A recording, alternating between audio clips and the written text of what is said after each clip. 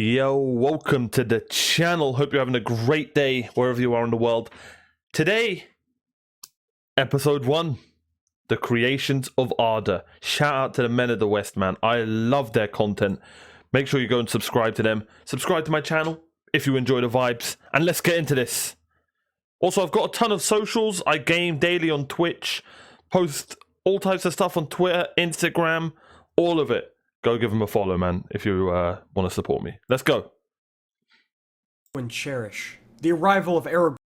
Before the stories that we all know and cherish, the arrival of Aragorn to his throne, the destruction of Sauron and his One Ring, the defeat of Smaug the dragon, and even before the downfall of the original Dark Lord, Melkor, and the tale of the Silmarils, there was only one entity among the space of what was to be his universe. In the beginning, there was Ilúvatar, and he was all. In the timeless halls before creation, Ilúvatar began to think.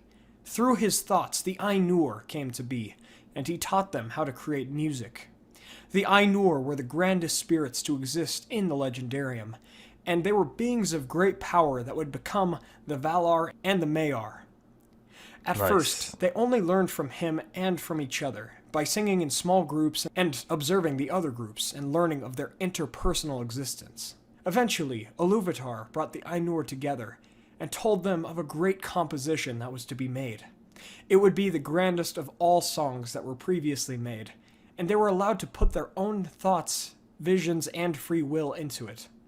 They were allowed to do this as Ilúvatar created them with the flame imperishable, or the secret fire which commended true life and free will. Their Fear, or spirits, were the essences of this true life. The Ainur bowed to their lord at his description of the song that was to be.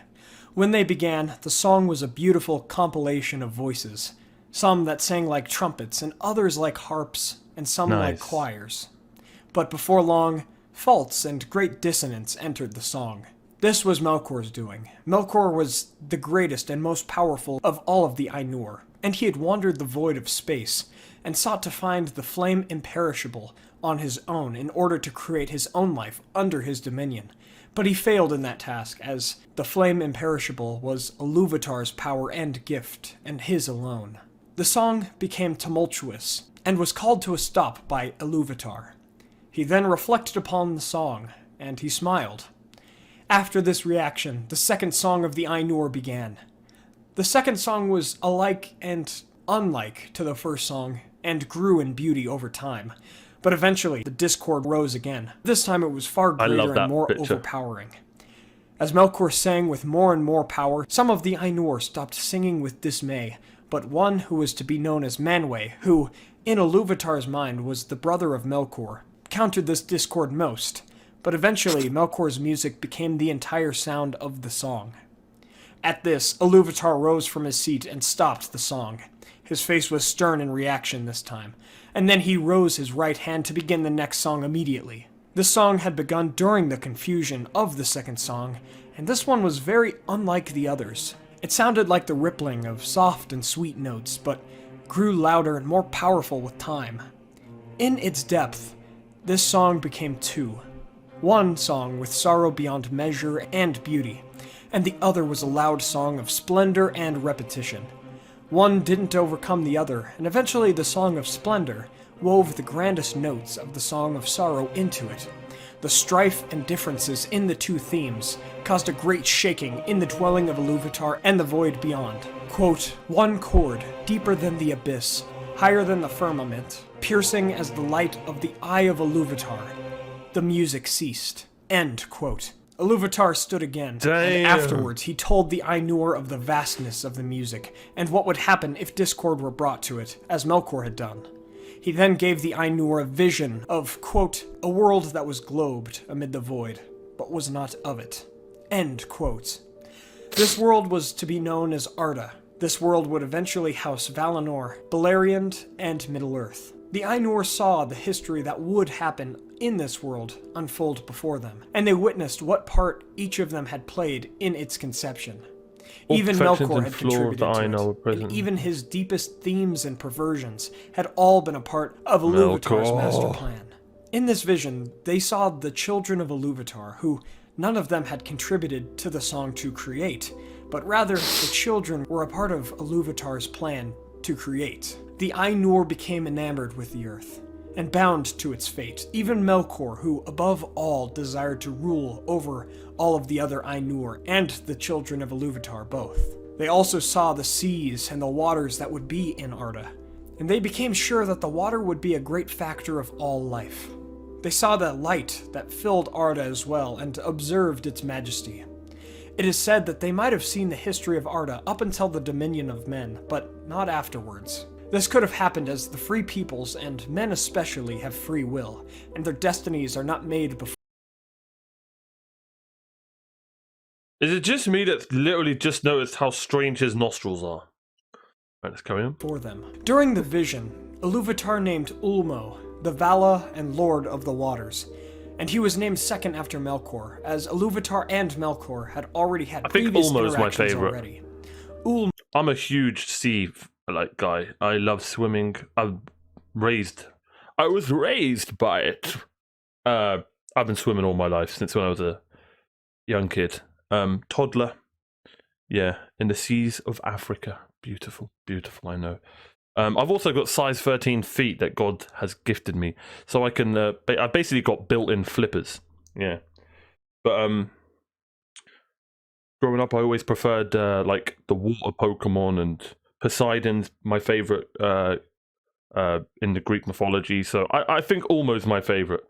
Ulmo learns that it's just none so of cool. Melkor's The seas are fires so or cool. There's so snows many that he could questions send about it. would have an effect upon the seas. Iluvatar then names Manwë, the Vala and the Lord of the winds and airs. Ulmo and Manwë are thus named the chief servants of Eru Iluvatar. After they are named, the vision that all of the Ainur saw of Arda was abruptly brought to an end, and the world of Arda was set into motion. Eru Iluvatar sent the flame imperishable into the universe, and it is called Ea, meaning it is, or let it be, and it is the true realization of the first music of the Ainur.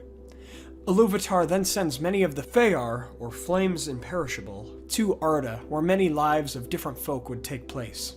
Time began, and so did Middle-earth and all of Arda itself. 4 of the Valar are sent to Arda to make it ready for the children of Iluvatar in the time to come. When the Valar came to Arda, it was shapeless and uncrafted. It was but a barren plain ready to be worked upon. Wow. On this plain, Melkor, who was the most powerful of all of the Ainur and still was, claimed the world for himself. But the other Valar who were with him would not let it be. Thus, Melkor disrupted many efforts of the world's creation, and his assaults wore upon Manwë, Ulmo, and Aule, who were the other 3 Valar alongside him, tasked to create the world. After a time of struggling, Manwë calls the other Valar and Maiar, or the lesser of the Ainur, that were loyal to him, and together they drove off Melkor for a time. The other Valar recognized Manwë as their king, as he was compassionate, kind, and unconcerned for his own power, and it was he who best knew Iluvatar's vision for Arda. But this once again draws the ire of Melkor, and he returns to begin the first war inside time. His goal was to try to hinder the creation of the world and to fight against Manwë's throne. The first battles aren't recorded, but as Melkor tried to undo everything that the Valar did, it is seen that he cannot truly destroy or spoil their work, and the earth of our grand legendarium is made ready for the children of Iluvatar. The first music of the Ainur is the beginning, and possibly the end and renewal of Arda in the legendarium. The first 3 songs created the universe and the world, and throughout many years, Manwë, the king of the Valar, reflects upon the compositions and learns from them different pieces that he did not notice at the time. How do you have the imagination to draw something like that? Amazing. Of its making, when he was just one of the Ainur. And though none, while they were singing it, truly knew what they were doing or creating during the music, Eru Iluvatar directed them to create his vision, and eventually they would come to understand what they had done and created. This first music would set all into motion until Dagor Daggerath, if it were to ever happen. According to the second prophecy of Mandos, the final battle would be fought at the end of the world, when all peoples and Ainur of the universe would fight together. Manwë's forces against Melkor's, and after the death of the Vala Melkor by Turin's hand, and after the recovery of the Silmarils by Erendil, The world shall be renewed with the second music of the Ainur, where men too would participate alongside the Ainur in the creation of the next universe. This would be far after the time of men and after the events of the Lord of the Rings, again, if it were to happen. Though I really like the idea of Dagor Daggerath, it was only a prophecy of Mandos, who was the doomsman of the Valar. And according to Christopher Tolkien himself, his father did away with this idea of this final battle and Dagor Daggerath, but the possibility of it still remains within our legendarium. So I'll leave that to you guys. What do you think? Would Dagor Daggerath happen, or would something else happen at the end of all time? Let me know in the comments below. But indeed, the music of the Ainur was the heart and the creation of the entirety of the universe. That's so cool. That's my favorite thing about this, is that they didn't just pop the world was there. There was like a meaning to it, and that the fact that music is so powerful amongst them is such a cool idea, man. I love that. Really like that. And it was the greatest of powers, next to Eru Ilúvatar himself. Thank you all for watching. I hope you enjoyed this new kind of video.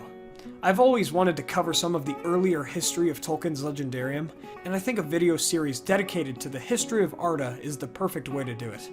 Oh, I'm excited to watch all of these. Wow, that was really cool. I learned so much. The fact that music is so powerful amongst them is insane, man. I do believe that you are the chief lore master for Lord of the Rings. Congratulations, right? There we go. That's exactly what I thought. I really enjoyed the thought that universe could come to be from a song. Music is so powerful. Perhaps our own world being spoken to existence is its own kind of song.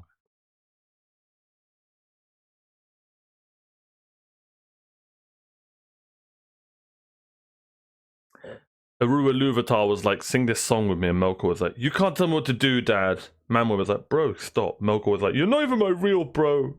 You're just my bro, and Ilúvatar's mine. And then Ilúvatar was like, okay, we're done. All of you go to your Earth. The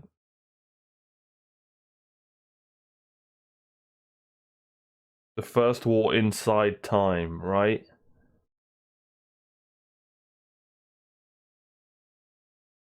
Damn. What a great video. Yeah, I can't wait to watch all of these, man. There's 12 of them, so there's going to be a lot to learn. I'm really excited to see how a bit more about the Second Age, but I don't know if I want to learn so much about the Second Age because of the show coming up. I don't know. We'll see. I'm really excited to see how he goes over the First Age. The next episode, it seems to be the Two Trees of Valinor, which is an amazing story. I can't wait to see that. And yeah, thank you so much for watching, everyone. Let me know if you want more of these videos. I'll just keep chucking them at you, man. And let me know in the comments down below what else I should react to. Other than that, thank you so much for watching. Be sure to subscribe, and I'll see you guys next time. Bye-bye. Hey, thanks for making it to the end of the video. I really appreciate your time. Please hit the subscribe button. We're on the road to 500 subscribers. It's so simple. Just click the red button. And follow all my socials. I stream daily on twitch.tv/OmarioRpg as well.